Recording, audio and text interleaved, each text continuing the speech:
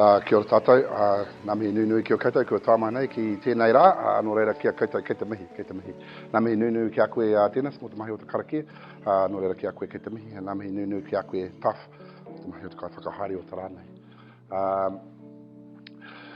He kōrero Prawa nō nei, he iti reo ki a hau. I'm actually come from a long line of beautiful Māori speakers, and I missed that bus and got the good looks, so I'm going to have to work with that today. And please try not to let those good looks distract you from the messages that are going to come out today within this presentation. A little bit about myself. I'm Māori, 5'11", of a medium to solid build.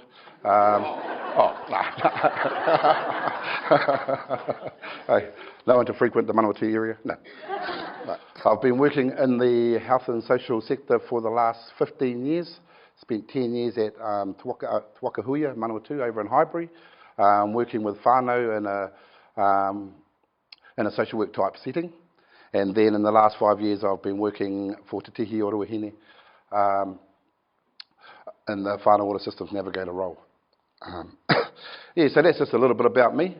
But what I've been tasked to come and talk to you about today is a whānau order approach and versus a mainstream approach. When we're thinking about a whānau order approach versus a mainstream approach, I must say I struggle with the mainstream approach side of it. And the struggle for me that was going on in my mind is actually who is mainstream? Is it them? Is it us? Is it us? Is it them? So what I'm going to do, I'm going to let you ponder on that for a little bit. And then at the end of this presentation, you can make up your own mind on which approach you think you might be fitting under. So just a bit of homework for you, really. So, whānau order approach. When I think of a whānau order approach and when listening to Mason, it's whānau-centred. So what does whānau-centred mean? It means that a whānau are in the centre of all the decisions that are made that are going to impact on their ability to achieve all the goals and aspirations that they want as a whānau. Okay? When we think about a service-centred approach, the services are in the centre and they will determine what this whānau requires to ensure that they meet their future goals or targets. When I'm looking at whānau-centred approach and when we measure what that looks like, for a whānau-centred approach, we focus on outcomes. What are our whānau achieving? It's not about outputs on how many whānau are coming through the door. We need to know what they are achieving, and that's how we measure our whānau-centred approach. Strength-based versus deficit-based. When we think of whānau order is for everybody. You do not have to be in a deficit space to work in a whānau order approach. We all dream and aspire for something, and we can use a whānau order approach to be able to make that happen. With service-centred, you have to meet criteria to be able to access that service, and 9 out of 10 that criteria that's required is that you have to be in some kind of deficit before those services will work with you. Whānau-centred approach is about whānau expertise. How do we draw the expertise out of whānau and then work alongside that whānau, build on their expertise to help them achieve a pathway for their future and what they see for themselves. And the last bit is around a collective approach. When we think of whānau-centred, it has to be a collective approach to make it work. Not one organisation can take a whānau and make mass changes with them. It actually takes a collective of us. And when we're thinking about service-centred, very silo in its approach, and we've been working in that way for a long time, and the stats will clearly show that we have to try something different, because that silo approach is probably not the best approach. So to put that into perspective, I've got a bit of an analogy here for you, and it's a netball court. So when we think about netball, there's two teams, and there are rules. In netball, you're not allowed to run with the ball. You're not allowed to take more than 2 steps. You're not allowed to throw the ball any further than 2/3 down that court. So the theory behind this is that the red team is the whānau team. And the whānau with the red team, they will determine who is in their team based on the identified barriers that they see for themselves and their families. And whoever is in that team is who whānau choose. And surprisingly enough, sometimes services ain't who they choose to be in their team. They draw on their own expertise and the whānau that are around them and the skills that are within their own whānau so that they can build their team up to attack all those barriers that they've identified to help them get their ball in the goal and achieve the dreams that they want to do. We all play a part in allowing this whānau to achieve their dreams and their aspirations. It's just not one person, one organisation or one service being able to make that change. We all play a part in how to do that. And with each player in a netball team, they all have specific roles to play, and they all have specific tasks and expertise that they have. So it's about allowing those people to do their role and pass that ball on to the next people so they can do theirs, so this whānau can achieve the goals and dreams and aspirations that they want. So when we look at a whānau order approach on the ground, I've got a couple of examples that we want to show you. The first one is Kereama Whānau Order, which is a project that Te Tihi are working alongside all these organisations at the bottom of the presentation there to look at creating safe, healthy and physical environments for whānau living and housing New Zealand homes. You know, we do have a large number of our whānau living in there, and sometimes that environment is not conducive to them to be able to achieve some of the aspirations that they want to achieve. And Housing New Zealand has been tasked with looking after these whānau for a long time, and you know, we only need to watch the news to see what's happening in that space, and they need a hand. So what we've done at Te Tihi is put it in a group or a collective of people utilising the collective impact model to come up with some kinds of solutions on how we can work more inclusively to provide better outcomes for our whānau that are in the Kereama Whānau Order space. So we're targeting 100 whānau or 100 households in this particular project. Another couple of projects that we do, Wauam and Whānau 2 Whānau Order. So Wauam, you know, one thing about health is we love acronyms. And sometimes if we don't get the acronym, it goes on in our head and we can't move on until we get it. So Wauam means Whānau Order Alternative Resolution Model. And that's a collaboration with the police and Te Tihi to look at how we can help reduce the reoffending rates for Māori, increase the amount of pre-charge warnings that have been given to Māori, and utilising the Te Ara Whānau Order process as a way to be able to deal with some of those underlying issues that impact on whānau's ability to achieve what they want to achieve. And Whānau 2 Whānau Order Standing Together is a new project that we've just launched just this year. And what that's about is really about how do we work together, and this is a collaboration between the police, SIFs and Te Tihi, and it's about how do we work together to be able to reduce the number of family violence incidences for our whānau out there in the community. And it's really focusing on building positive whānau relationships. And once again, utilising the Te Ara Whānau Order process. Now I'm all hearing you all saying, what's the Te Ara Whānau Order process? Let's segue into my next part. So the Te Ara Whānau Order process looks something like this. And I just got to point out that little fella there with on the left side is my son. And he says, Dad, you know, you're always playing that video and showing people on my face, but you don't give me no royalties for it. And I go, oh. So I said to him, well, when you start listening, my son, you know, I'll start paying you. So, no, I've still got my money. But anyway, so Te Ara Whānau Order. It was a model that was created basically to look at how we can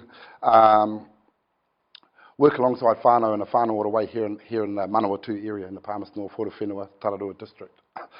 We had a specific target with this model was to target Māori and work for Māori, mainly because of the deficit space that we sat in. But in saying that, we've got to be mindful that the face of Māori is changing, and you know, they're not all as beautiful as this anymore. True story. No. But yeah, so we had to be mindful that the face of Māori is changing, and also that Te Ara Whānau Order is a model that everybody can use. But they just got to know that it's made up of Māori models, Māori values, and those types of things. So if you can understand those things, Te Ara Whānau Order will work for you. Okay. And what Te Ara Whānau Order, loosely translated, means is creating a pathway to the well-being of families. Okay. And that well-being of whānau is how whānau see it. You know, how they see it as individuals, how they see it as families. It's not for me to determine what their well-being looks like, it's for whānau to determine that. So how it works, it's based on this philosophy of or a concept of a moemoea, or a dream and an aspiration. And then we were lucky to have Sir Mason Drury a couple of weeks ago, and he always says if we want to create good and health and social outcomes for Māori, we must first focus on their moemoea. We must focus on their dreams and their aspirations. So with that in mind, we looked at the model and we thought the moemoea is a great place to start. Okay. So we say to whānau, you know, what do you dream and inspire for you and your family? And what we tend to get is our whānau are very, you know, they've never been asked that question before. They really, you know, they're so used to being told what to do by professionals, and as professionals we're really great at telling whānau what they need, but we're not very good at asking them what they want. So the moemoea is really about asking whānau, what is it that you want in your life? Where do you see yourself in 5 years' time if we continue on down this track that we're going? And where do you actually want to be? And whānau know exactly where they're going to be if they continue on down that road. Not much change is going to happen for that whānau. But where they want to be is generally at the other end of the spectrum. What I mean by that, none of our whānau dream and inspire to have the police in their life. None of our whānau dream and inspire to have zifs in their life, or dream and inspire to be dependent on winds and those types of things. However, when they access our services, those are the things that are in their life. So we say to whānau, okay, if those are the things that you don't want in your life, how do we create a plan to be able to make that happen for you? Understanding what whānau dreams are gives us a starting point on how we can work alongside them to be able to create some dreams, pathways to achieve their dreams and their aspirations. So what we do is we encourage whānau to create a video snapshot in their mind of what their dream looks like. And as you can see on that picture, we've got a beautiful chocolate cake on there. When we think about a chocolate cake and we want to bake one, even before we start cooking it, we already know in our mind what it looks like. We know what it smells like, we know what it tastes like. You can see the icing and all that, and the cup of tea, and even who I'm going to eat it with. And this is even before I start getting any ingredients out of the cupboard. When we think about our moemoeā, and if this is what I want in my life, I need to be able to know in my mind, what does that look like? What does it taste like? What does it smell like? If I want no more violence in my life, what does that smell like, taste like, look like? And that enables us to create a good picture of where our whānau want to be. The next thing we say to our whānau is that we give our moemoeā a time frame. Where do you want to be in 5 years' time? And we'll look at it like that. 5 years is not a long time for whānau. They can tell you what they've done in the last 5 years. Probably tell you that in 20 minutes. The next 5 years is not a long journey for them. And they will definitely look at that as a number to target. And the reason why we give it a time frame, because then we can evaluate the progress of whānau and how they're doing. You look at some of those outcomes that they're achieving and be able to measure that. And the last thing we say to our whānau is that when you put your moemoeā on there, we don't change it, we don't rub it off, we don't do any of those things until we've achieved it. Because a lot of our whānau are really great at hitting a barrier and saying, actually, this is too hard, I don't want that happy, healthy family anymore. It's too much hard work. So what we're saying was actually, there's other strategies on how we can get that. And our navigators can come along and navigate you through the path of least resistance to help you achieve what it is that you want to achieve as a whānau. So once we've got their moemoeā down, we look at a thing called a genogram. And what a genogram does, it allows whānau to start getting a bit of a understanding of who they are and where they come from, and what recipes they're using in their life to make the cakes that they want to make. And what it does, it allows whānau to get a good snapshot of who taught them how to be them. Where did they get their learnings from? And unfortunately for a lot of our whānau, some of the learnings they've got in life and the recipes that they've got, all that's resulting out of that is flat burnt pancakes. And generational stuff, generation of unemployment, generation of justice involvement in their lives, generations of zifs and all those types of things. Okay? And sometimes our whānau struggle to see past that, and it becomes the norm for them. So what we do, we play on the child, the baby, born, gifted to you from the atua, comes with its own tapu and its own mana. How do we ensure as a whānau that all these things that happened in our lives, in our previous lives, don't filter down onto our children and become their lives as well? Because when our children are born, pure in every way. Poverty is not an issue to them. Addictions and all those sort of things just don't happen for our children when they're born. We actually impose that upon them because of what we know. So that becomes a motivating factor for whānau. And most people want the best for their children. However, the tools that they have in their toolbox is very limited. It's just like a mechanic, so to speak. Wants to fix a car and all he's got is a screwdriver. He might be a mean mechanic, but you're very limited to what jobs you can do with just one screwdriver. But if you give him a socket set and some crescents and a welder and a whole lot of other things, the work that he could do on that car would be just amazing. And that's the same theory with this. It's about how do we give our whānau the tools so they can be the best that they can be. So once we've identified the genogram and we know what their dreams and aspirations are, we start taking a stock take of what's working well for this whānau and what do we need to go to the shop and buy. So I liken that to a pantry. If we're sticking to that same cake analogy, what has our whānau got in their pantry right now that's going to enable them to achieve their dreams and their aspirations? And what else do we need to go to the shop and get? Now, in this model, the stock take is based around the whare tapa whā model. And it looks at the four sides of the whare. And on the model, you'll see there's a green side and there's a white side to each of the tapa. The green side is ngā pūmanawa, or stuff that we already have in our pantries right now. And the white side is kia ata titiro, or stuff that we may need to go to the shop and buy. So if we're thinking about whānau, for example, in their pantry right now, they do have a supportive family. They communicate well. The kids are in kohanga, access to social services.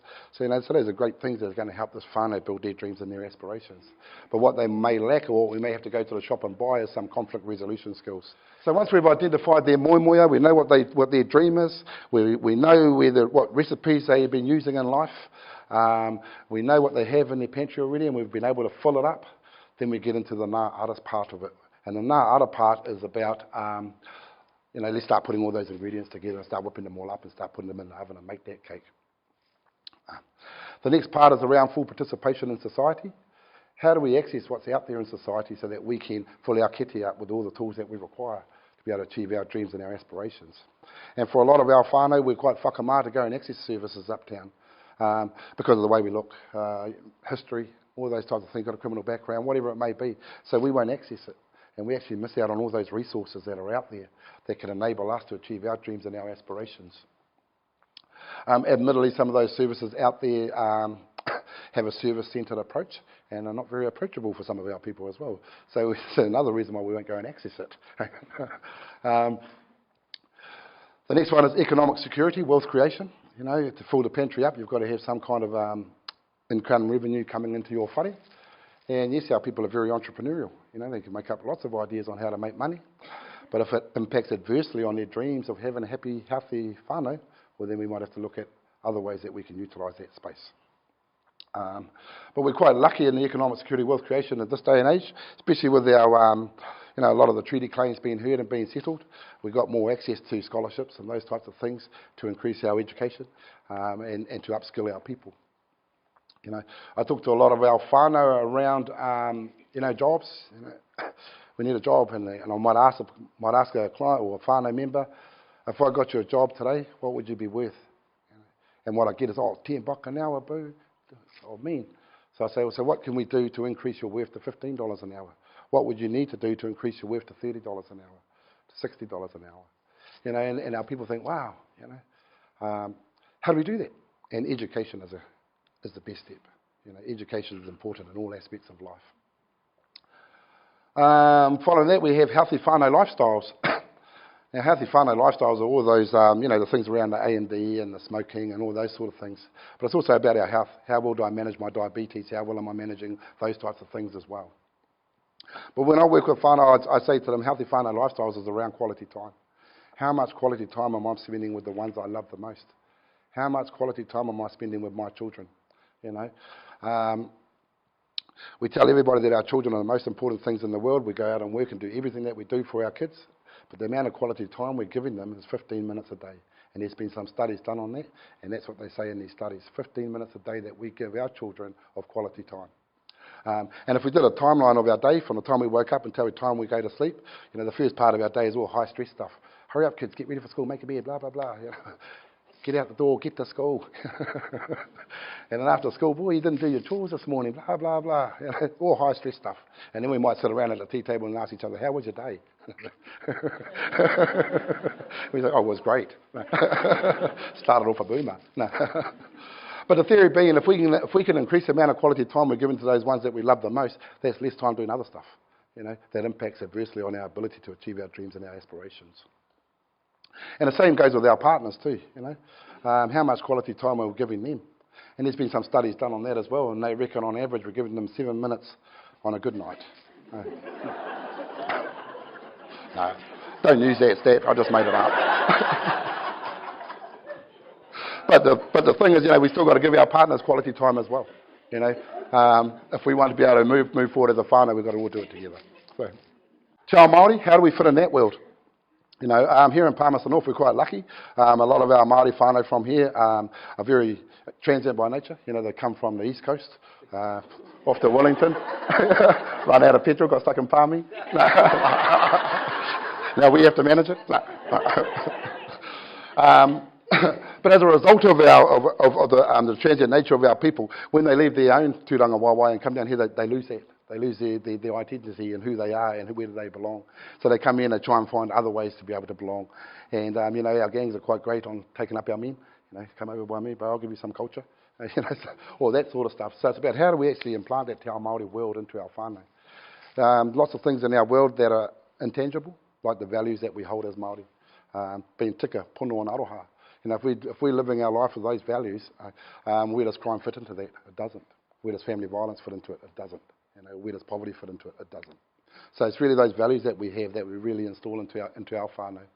And a lot of our people are on a pendulum. They can't fit in our Māori world, and they can't fit in society. So they're rocking backwards and forwards. And those are the ones that we really need to focus on and capture them, because they're lost. They've got nowhere to go. They don't feel no strength or no support anywhere. Whānau cohesion, the last one. Whānau cohesion is about actually, we have our whānau, our nuclear whānau, but we're also connected to a wider whānau, a hapu, a iwi. How do we utilise all of that to be able to help us achieve our dreams and our aspirations? And as we all know, Facebook is a great tool for creating database with your whānau. Admittedly, there's some people on there that we want to block, and as soon as we find that unfriend button, they are gone. I'm still trying to find it, but when we find it. But the great thing about Facebook is that you can create a database of whānau all over the world. It's not just the ones that live down your street or just down in your town. You can access them all over the world. So if I want to know how can I start my own business, who in my wider whānau has got their own business? How can I go and have conversations with them and have a talk to them about some of the struggles they may have had, or some of the challenges or some of the journeys that they went through to be able to achieve that? If I want to manage my diabetes well, who in my wider whānau has been managing their diabetes really well and living a good, healthy life? How can I have some conversations with them around how do I manage my diabetes even better? Because the reality is, when our whānau sit at home by themselves and think that their whānau, if we've got nothing there, they'll just stay there all day and won't go and access anything else and be stuck there. So it's about getting our whānau to think wider and broader. And that's the beauty of being Māori, is that it is a whānau. We are whānau orientated. We're very social people. It's the way we are. So whānau cohesion is about that, utilising the wider whānau to help us achieve our dreams and our goals. And as you can see on that plan, on each outcome, there are two sides. There's stuff that we need to do anaine, so that's stuff we need to do now, and stuff that we need to do akwane later on, stuff we need to do later on. And I like it into like short-term goals, medium-term goals, with the big goal being our moemoea, our dreams and aspirations. So there's all these little steps that our whānau will take to achieve what it is that they want to achieve. So once we've got all the whole plan down, and what I really want you to notice about this, to know about this plan, is that everything in it is whānau words. It's whānau thinking.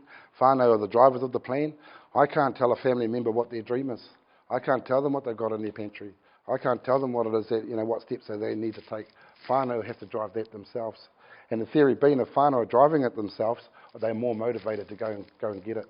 If we get in a professional to tell them what it is they need, they might be great for 2 weeks, and then they drop off, and we'll blame the whānau. The DNA did not engage. No good. No, they're a lost soul. So this process is putting whānau at the centre of the whole process. They are the drivers of the whole model. And then our job as navigators, once they've got all this down, our job as navigators kick in. And the role of the navigator is in 3 parts. The first role is around advocacy, and that's really promoting the whānau aspirations. In a classic example, we go into WINS, get all this jargon, come out, got no benefit, don't know what happened, didn't understand the kōrero. If we go into ZIFs, listen to all this talk, come out, got no kids, don't know what happened, can't understand the kōrero. We go to the court, listen to all this kōrero, don't come out. Don't know what happened. No. Especially when it wasn't me. No. But, advocacy is about not going into WINS and saying, look, this whānau needs a benefit. It's going in there and saying to them, look, this is the dream of this whānau. They want to own their own home and have full-time employment. What can your organisation do to help this whānau achieve that dream? And WINS might say, oh yes, well, we can give them a benefit and tie them over for now, but we also run a CV writing course, and we've got some job-seeking courses and all these other things that may assist in this whānau's journey to achieve their dreams and their aspirations. So it's how do we approach it in a different way, instead of just going in there asking for money. Brokerage, that's about engaging the best people with the best opportunities and the best services suited to that whānau. And every whānau is different. Some of our whānau, surprisingly enough, don't like working with Māori. Some don't like working with non-Māori. Some don't like working with old people, with young people, all these different dynamics. So for us to give one service to all whānau that we work with and tell them, go and see this budget because she's the best, and they get there and they don't engage because they don't create a rapport with it, with their budgeter, they're gone, they lose it. We lose them. So what the role of the navigator is to have 10 budgeters in their kete and say, here you go whānau, here's a selection of budgeters. Go and find the best one that best suits your whānau and the best suits your fella's needs, and we'll make that referral into them. And the last role that we do is coaching, and that's really supporting whānau to succeed, giving them the skills, I suppose, so they can manage change, because change is a big thing for our families. You know, some of the stuff that we're asking them about, they've never had it in their lives before, so it's a whole new thing for them. So change is a big thing. What you can see on there, what we don't do is fix stuff. We're not a rescuing service. That's not what we do. Our service is really about working alongside whānau to achieve their dreams and aspirations. There's plenty of services out there that work in that fixed space, and we will refer to them if that's what the whānau require. Okay, we will make those referrals to those people, but we're not a fixed space. And when we first started this process, some of the referrals we used to get were quite outstanding. This client needs a ride. So, we're not a taxi service. We don't do that. You know, stuff like that. So it's really just understanding that actually what the role of the navigator and the role of Te Ara whānau order is helping whānau achieve their dreams and their aspirations. Okay, not fixing their deficits and trying to rescue them. There's lots of other people out there that can do that and support in that journey. But I'm just going to do a quick wrap up on my kōrero, you know, and when we talk about whānau order approach as opposed to a mainstream approach, and I'm still struggling with that word. You know, I always say, you know, we go back to those four things, you know, a whānau-centred approach, it's got to be outcome focused. We've got to know what our whānau are achieving, what they want to achieve. We've got to look at that opposed to how many whānau we get through the door. Strength-based, you know, knowing that whānau order is for everybody and building on their strengths. You don't have to be in a deficit space to access whānau order. Okay? Whānau expertise, drawing on the experts of whānau. If we want to make change in whānau, the whānau are the experts in their own lives, and they're the ones who are going to make the change. No matter how great we might think we are with our professional hats on, whānau are going to be the true leaders in their own well-being. And the last one, collective. So it takes a whole lot of us to help a whānau and support a whānau achieve their dreams and aspirations. And when I look around in the room today of all the different organisations, you know, if we all utilise all our resources and coming together and start providing services that are actually going to help whānau achieve their dreams and aspirations, the world is going to be a better place. So ngā mihi nui kia koutou, whānau order, social movement. Yeah. Talking about our home, land and sea. Talking about our home.